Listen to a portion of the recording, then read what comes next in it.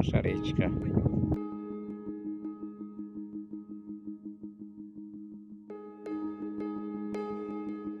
Что-то мужики собрались. Привет, мужики! Что случилось? Очередная авария, нефтеразлив. К берегу подходишь, уже солярой натурально воняет. Да, пленка же видна вот. Да. Видите, у нас Лукойл нефть разливает, ему по барабану.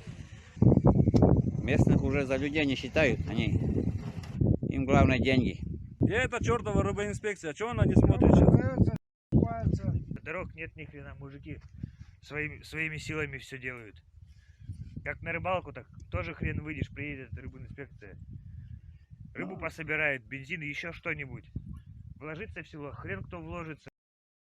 Совхоз на коленях за счет молока, за счет масла Усинск бабки гребет, а вкладывать кто вкладывает?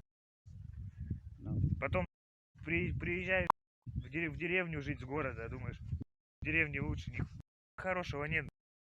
Все своими силами делать приходится. Зато как где-то засветится, так все, смотрите, какие мы. У нас есть такое хорошее село и так далее. Сегодня же такая летал на вертолете. Чего он сюда не то самое? Не присел, не посмотрел, с людьми не пообщался, я не знаю.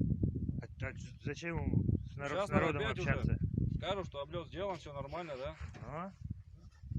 Он главное показал, что он отработал, и все. Да, отчет есть.